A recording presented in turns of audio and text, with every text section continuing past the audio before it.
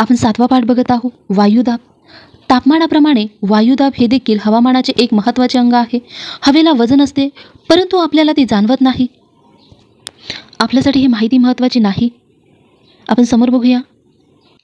बघा इथून हवेला वजन असल्यामुळे हवेचा दाब निर्माण होतो. हवेच्या दाबाला वायुदाब असे म्हणतात. हे लक्षात घ्या. हवेच्या दाबाला वायुदाब असे म्हणतात. वायुदाब बार या एककात मोजतात व मिलीबारमध्ये सांगतात. हे खूप महत्त्वाचं जोड्या लावामध्ये विचारतात, लक्षात राहू द्या. वायुदाबावर परिणाम करणारे घटक, हे घटक लक्षात राहू द्या. कोणते आहेत? तापमान आणि समुद्र सपाटीपासूनची उंची लक्षात राहू द्या. बघा तापमान बघूया. तापमान वाढल्यावर हवा प्रसरण पाहून विरळ होते. विरळ हवेची घनता कमी असल्याने वायुदाब कमी होतो. या उलट तापमान कमी झाल्यामुळे हवेचे आकुंचन होऊन घनता वाढते व वायुदाब जास्त होतो. सर्वसाधारणतः विषुवृत्तीय प्रदेशात हवेचे तापमान जास्त असते म्हणून तेथे वायुदाब कमी असतो, तर ध्रुवीय प्रदेशात तापमान कमी असते म्हणून त्या भागात वायुदाब जास्त असतो. समुद्र सपाटीपासूनची उंची बघूया. भूपृष्ठालगत हवेच्या वरच्या थरांचा दाब पडून तेथील हवेची घनता वाढते. यामुळे भूपृष्ठावर वायुदाब जास्त असतो. उंचीनुसार हवेच्या स्तंभाची जाडी कमी होते. त्यामुळे समुद्र सपाटीपासून उंच गेल्यास वायुदाब कमी होते. वायुदाबाचे ऊर्ध्व वितरण बघूया. पृथ्वीपृष्ठापासून उंचीनुसार वायुदाबात फरक पडतो. यास वायुदाबाचे उभ्या दिशेतील वितरण किंवा ऊर्ध्व वितरण म्हणतात. वायुदाबाचे क्षितिज समांतर वितरण बघूया. पृथ्वीच्या पृष्ठावर आडव्या दिशेत म्हणजे क्षितिज समांतर दिशेत वायुदाब सर्वत्र सारखा नसतो. त्यात प्रदेशानुसार फरक पडतो. अशा वितरणास वायुदाबाचे आडव्या दिशेतील वितरण किंवा क्षितिज समांतर वितरण असे म्हणतात. ही आकृती दिली आहे बघा जागतिक वायुदाब वितरणबद्दल. इथे बघा हे विषुववृत्त सरळ, इथे आणि इथे काय फरक दिसते बघा, निरीक्षण करा. बघा समान वायुदाब असलेली ठिकाणे ज्या रेषेने नकाशावर जोडलेली असतात त्या रेषेला समदाब रेषा असे म्हणतात. आकृती 7.2.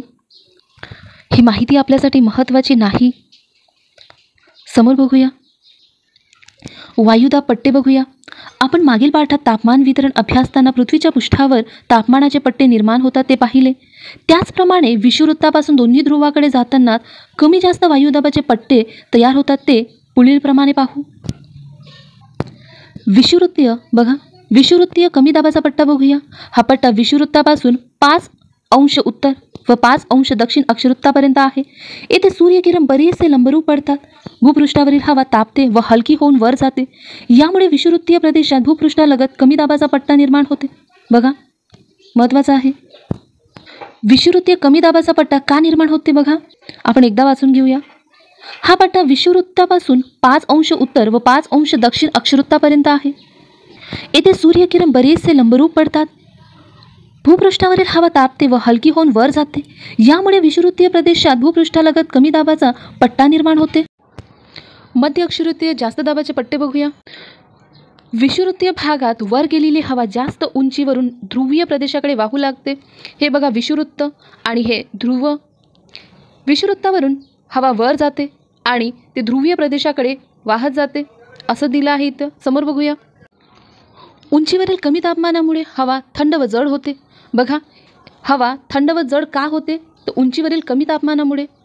थंड झालेली हवा उत्तर व दक्षिण गोलार्धात 25 अंश ते 35 अंश अक्षवृत्ताच्या दरम्यान खाली येते. बघा थंड झालेली हवा कोणत्या अक्षवृत्ताच्या दरम्यान खाली येते, तर 25 अंश ते 35 अंश दरम्यान. त्यामुळे तेथे भूपृष्ठालगत जास्त दाबाचे पट्टे निर्माण होते. उपध्रुवीय कमी दाबाचे पट्टे बघूया. पृथ्वीच्या पृष्ठभागावरील घर्षणामुळे व परिवलनाच्या गतीमुळे या भागातील हवा वरच्या दिशेने लोटली जाते.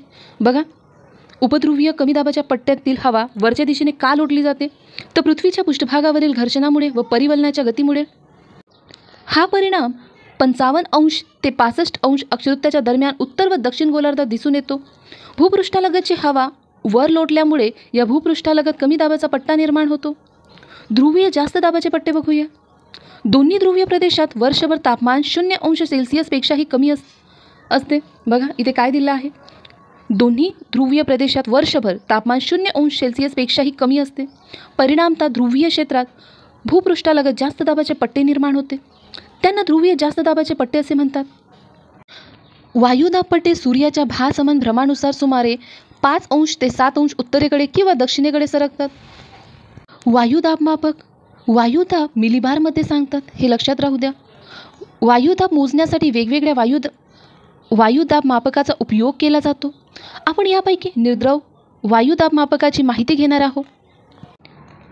निद्रव वायुदाब मापकात पातळ पत्र्याची निर्वात डबी बसवलेली असते. हवेचा दाब ज्या वेळेस वाढतो त्यावेळेस डबीचा पत्रा दाबला जातो व हवेचा दाब कमी झाल्यास पत्रा पुन्हा मूळच्या स्थितीत येतो. डबी व दर्शक काटा एका तर्फेने जोडलेले असतात, त्यामुळे डबीवर पडणाऱ्या दाबानुसार दर्शक काटा हलतो. डबीवर होणारा हा परिणाम आपण वायुदाब मापकाच्या तबकडीवर बघू शकतो. या तबकडीवर वायुदाब मूल्य लिहिलेले असते. ही आकृती आहे वायुदाब मापकाची. समोर बघूया. कशी होते? घन, उष्ण, विरळ की दाट? तर विरळ होते. दुसरा प्रश्न, वायुदाब रिकामी जागा या परिमाणात सांगतात. कोणत्या परिमाणात? मिलीबार. पृथ्वीवर वायुदाब रिकामी जागा आहे. बघा, असमान. 5 अंश उत्तर व 5 अंश दक्षिण अक्षवृत्तादरम्यान रिकामी जागा दाबाचा पट्टा आहे. कोणता? विषुवृत्तीय कमी दाबाचा पट्टा आहे. वायुदाब मापकाचे क्षितिज समांतर वितरण, मध्य अक्षवृत्तीय जास्त दाबाचे पट्टे. समोर बघूया. इथे काही माहिती दिली आहे ते बघूया आपण. समुद्र सपाटीवर वायुदाब 1013.2 मिलीबार असतो व उंच गेल्या वायुदाब कमी होतो. दुसरा पॉईंट दिला आहे.